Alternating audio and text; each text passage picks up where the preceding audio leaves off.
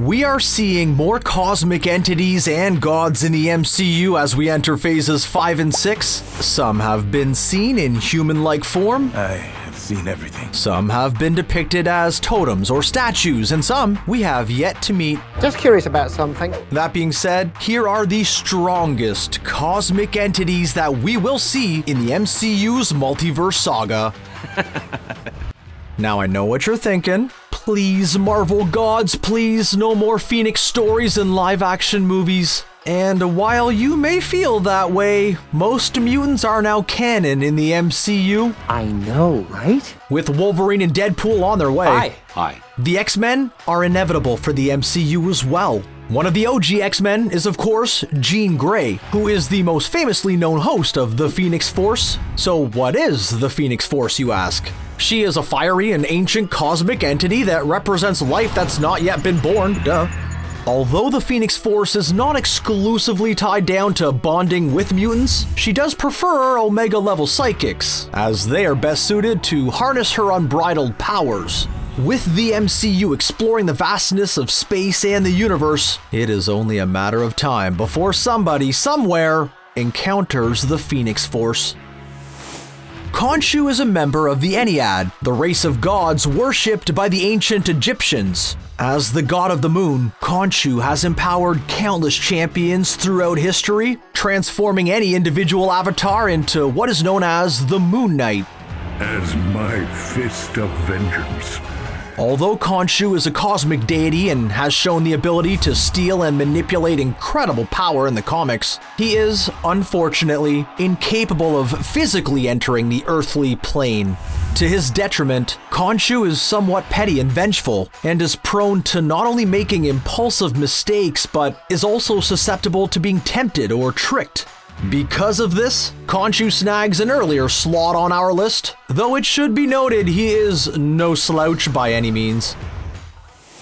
Creator of the Darkhold, which is an indestructible book of evil works and spells. The Darkhold. The elder god known as Chthon is billions of years old and is essentially a cosmic demon who has taken on many forms over the years. Chthon is a master of dark, black, and chaos magic and possesses unimaginable mystical powers. He can even corrupt the minds of beings as powerful as the Scarlet Witch, as seen during WandaVision and Doctor Strange in the Multiverse of Madness. The Darkhold has also been present in both the Agents of S.H.I.E.L.D. and Runaways series respectively, and where the Darkhold is at play, Chthon is surely watching over. My theory is that after Doctor Strange 2, Wanda's life was saved or preserved by Chthon somehow, and they will both return during phases 5 or 6. If Uatu the Watcher had not taken a vow of non-interference, the MCU may have never even seen the likes of Ultron or Thanos. And when forced to break that vow in the animated series What If?, Uatu was shown physically capable of trading blows with Infinity Gauntlet Ultron, proving my previous statement true. The Watchers are an advanced extraterrestrial race of powerful beings who have been alive for billions of years that observe the universe no matter what happens, good or bad. As I mentioned before, in an alternate universe, Ultron gets powerful enough to locate Uatu, thrusting the Watcher into a fight and causing him to assemble the Guardians of the Universe, which is basically the Multiverse Avengers. I know what this is. During What If and Doctor Strange 2, it is made abundantly clear that animated universes are as valid as live-action ones. And having seen Sinister Strange and Captain Carter in the MCU already, Uatu is bound to turn up in the Multiverse Saga. I don't understand. At the end of his universe, Galen was fused with the sentience of the cosmos, becoming the World Eater Galactus. No, Galactus doesn't literally eat planets like, chewing on Earth and rocks and stuff. However, he does consume the energy found in planets for sustenance, and is capable of wiping civilizations clear out of existence. I will destroy their planet. In order to figure out which planet to consume, Galactus chooses a herald, such as the Silver Surfer, and imbues them with the power cosmic, which, in and of itself, is deserving of a top 10 entry on our list. We have not seen Galactus in live-action form since Fantastic Four: Rise of the Silver Surfer, and even then, he was just like a fiery smoke tornado thing, which is cool, but with a Fantastic Four movie being made under the guise of Marvel Studios set for Phase 6, maybe, just maybe, we will get a proper Galactus after the Secret Wars come to an end. Here is where our list gets somewhat confusing and awesomely trippy. Oblivion and his siblings, who will all get discussed shortly, are abstract cosmic entities that predate the multiverse. Finally. And exist on the opposite axis of the ever-expanding universe. Yeah, super simple stuff. Right. These entities all metaphysically embody and represent different aspects of existence and the universe. Oblivion represents non-existence, or the primordial void that existed before creation. The oblivious nothingness before life begins. Oblivion prefers to stay out of things and not get his hands dirty, corrupting avatars and using them to do his bidding. The most famous of these avatars being the Chaos King, who almost destroyed the entire universe while acting as an extension of Oblivion. Why might we see Oblivion in the MCU soon? Well, that will become more clear as we continue down our list. Death is Oblivion's sister and represents the void of nothingness after life ends. She is the opposite of Eternity, who will appear later on our list and also embodies non-existence like Oblivion, but in a totally different way. Death is increasingly powered by the natural occurrence of, death, as death is a part of any living being's life cycle. Appearing as a beautiful woman or a scary skeleton, death has no true physical form and rarely ever speaks. Surprisingly enough, we have not encountered death yet inside of the MCU, as in the comics, her and Thanos are awfully close. Really close. Seen depicted in statues and carved into monuments in the MCU, Infinity, along with her brother Eternity, who we met in Thor 4, embody the universe in its entirety, while also existing as separate entities all at once. I tried to warn you that we were getting weird. Infinity is described as the personification of space, and is an incredibly powerful cosmic being, surpassed by very few others. Though she is intrinsically tied to her sibling Eternity, Infinity is also the direct counterpart to Oblivion. In the comics, Infinity is the source from which the quantum bands draw their power, which then endows said powers onto characters who wield them. Having seen Eternity already in the MCU, and with the third Ant-Man and the Wasp movie on the way, Infinity will surely be present during the Multiverse Saga. Quantum bands, quantum realm, quantum mania, enough said.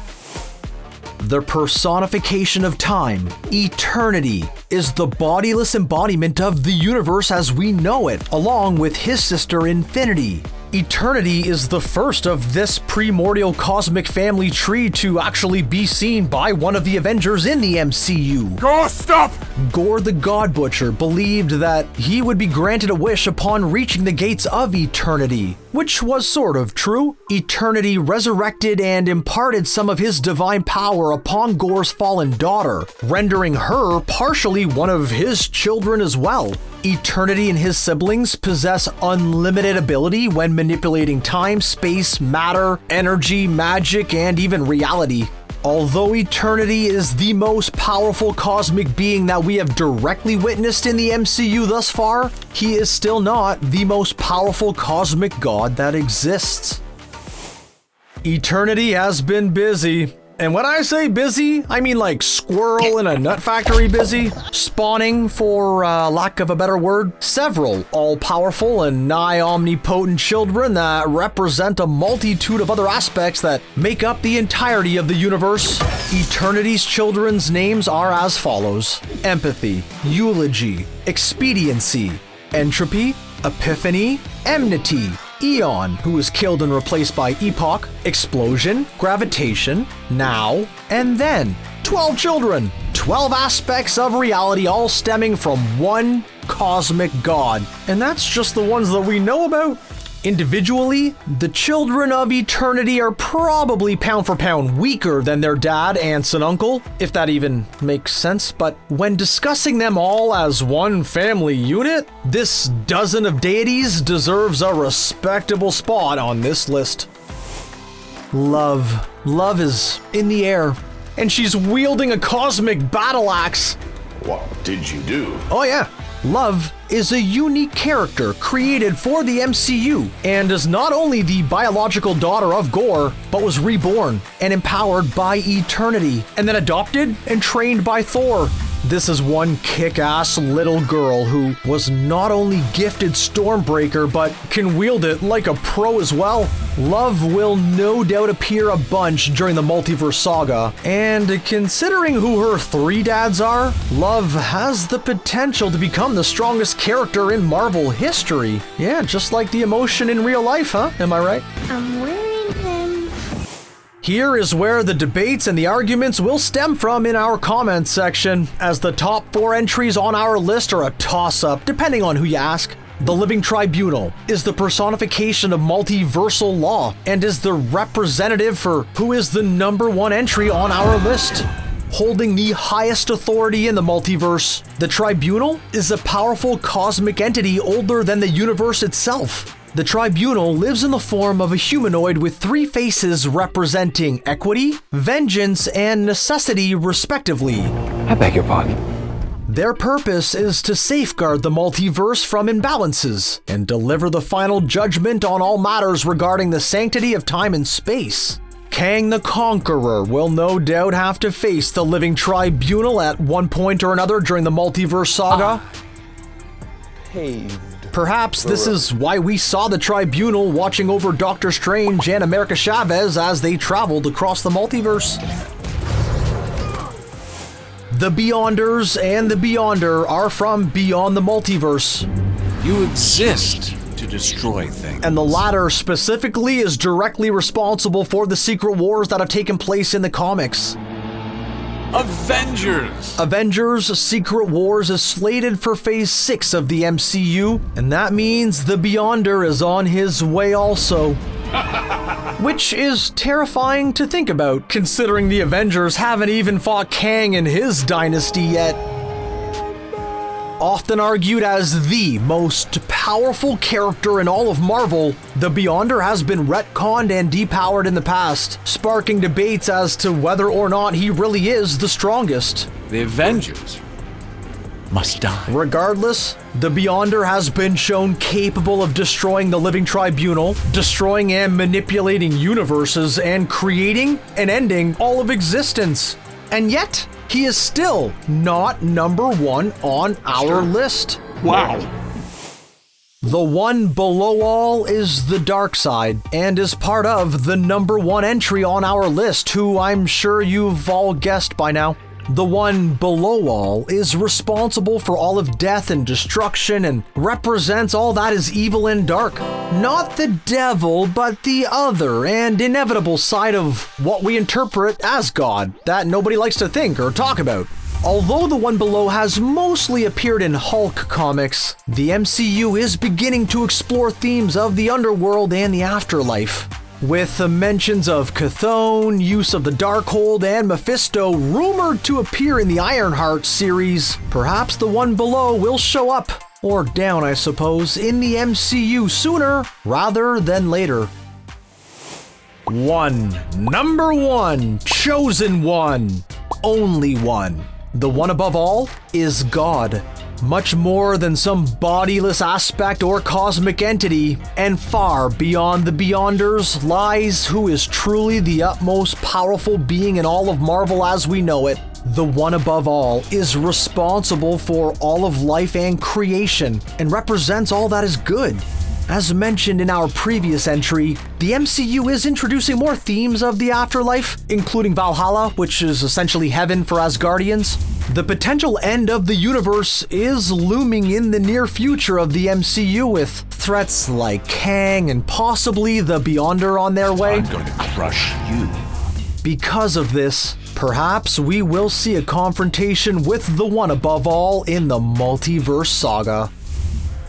And that's our list. Did we leave any out? Let us know who your favorite cosmic gods are in the comments below, and be sure to like, subscribe, and enable those notifications so you don't miss out on any cosmic comic content. See ya!